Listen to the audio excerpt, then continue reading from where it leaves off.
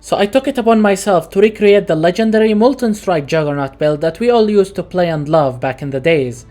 The conditions were that it has to be as tanky as before, and it should deal a decent amount of damage.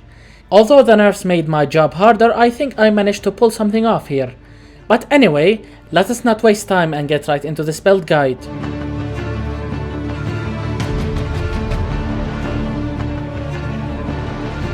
As a start, let's talk about the upside of this build so you know what you are getting for your investment.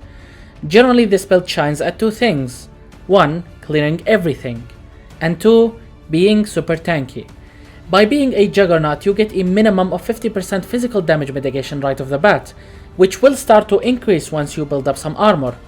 In this build in particular, our physical mitigation is almost capped because we have 30,000 armor and 10 endurance charges. We also get up to 28% reduced elemental damage taken from sources like our Ascendancy and some items, which we will talk about later. Finally, for our damage, it jumps between 2 to 5 million depending on many things like active buffs, active flasks, and the position of our enemy. For example, if your enemy is standing next to a wall, he is going to get hit by every single Molten Strike projectile, effectively doubling your damage. So as a start, let's explore our Ascendancy Choices. As a Juggernaut that utilizes an attack skill, we have to start with Undeniable. This node grants us all the accuracy we need in addition to increasing our attack speed based on how many of it we have. Next we take Unflinching. This one handles endurance charge generation for the entire build. From here we take Unyielding. This one scales both damage and area of effect for every endurance charge we have. And finally, we have Unrelenting. This one scales both physical and chaos mitigation with each endurance charge. We also get a flat 8% reduced elemental damage taken, which does work against damage over time. And that was basically it for our Ascendancy. At this point it becomes obvious that we need to invest into as many endurance charges as humanly possible to scale benefits from such Ascendancy. Based on that, here we have a passive tree that goes around every single endurance charge node available for us to take. After that we pick up every life node, damage node, and mace attack and crit node along the way. No cluster jewels are required here, and yes, you can potentially league start with this build. Alright, so that now we are done with the passive tree, let's talk about items. As a start, we cannot play this build without its signature weapon, and that is Nebula Nightmare Mace. We are dual wielding two of it, by the way. Each one grants us up to 40% of our physical damage as extra fire damage. That's around 1 added fire damage support per gem. It also scales our base physical damage with each endurance charge. All that at the cost of inflicting 200 fire damage a second per charge per weapon, which is easily mitigated by our outstanding life regen. This weapon also grants you flat armor and chaos resistance with every endurance charge. It is mainly the reason why we are capped on both of them at the same time. Anyway, our next item is Kaum's Way Ring. Just as with our weapon, we are using two of these. Each ring grants us 1 additional endurance charge and a total of 4% of our maximum life regenerated per second at 10 endurance charges. Next we have Exhaust's Blood. This unique amulet grants us lots of life, lots of strength, and fire penetration. All that in addition to Avatar of Fire, which converts the other half of our physical damage into fire, and it also covers enemies in ash when they hit us, effectively increasing the fire damage they take by 20%. Don't forget to anoint Galvanic Hammer on your amulet for the maximum possible damage boost. Our last unique item in this build is, you guessed it, Crown of the Inward Eye.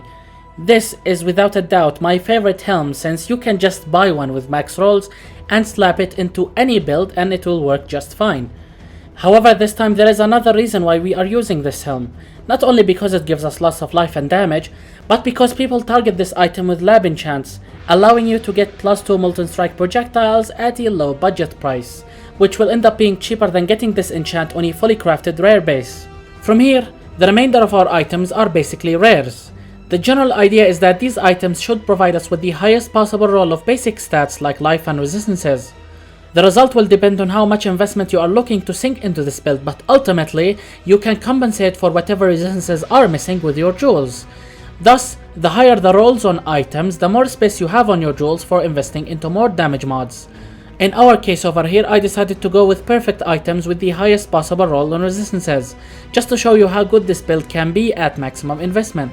So starting off with our boots, we have ones with +1 maximum endurance charge, movement speed, lots of life and resistances, in addition to something like Tailwind, which is not necessarily important. Next we have a pair of gloves, again with life, resistances and attack speed. Finally, for our belt, since I have already got lots of resistances on my other two rare items, I have decided to sink the remainder of my currency into this item and get one with as much life and damage as possible. Damage rolls are very expensive compared to defensive rolls, but you should always try to get life, increased life recovery rate, and increased elemental damage with attacks on any build you are buying. Increased life recovery rate is very important since it amplifies any amount of life you recover from any source including regen, which will actively help you combat the self-inflicted fire damage from your weapons. And that was basically it for our items. Now what about gems that goes inside of them?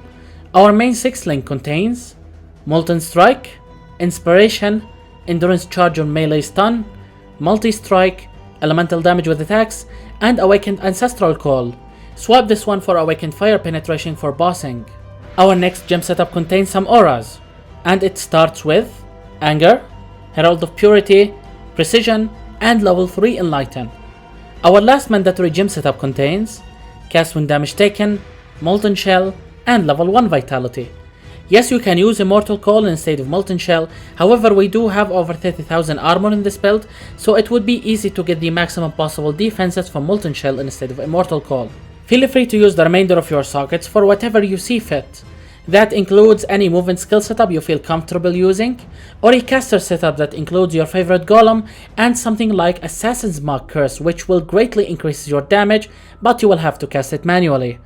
Alright, that was it for your gems. What about jewels? As a start, we have a Watcher's Eye with 50% increased critical strike multiplier while affected by anger, and 15% increased life recovery rate while affected by vitality. The remainder of your sockets are filled with normal rare jewels like this one.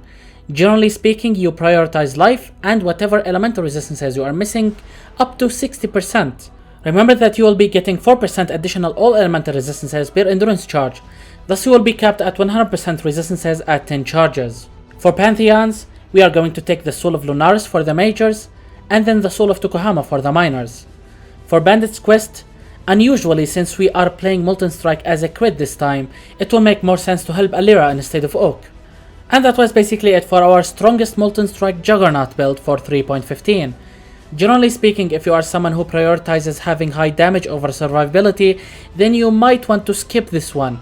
However, if you are someone who is still learning the game and looking for a tanky build that can take a hit while you are observing and memorizing bosses' moves, then this is the perfect build for you. So as always, thank you for watching, and I will see you all in the next video.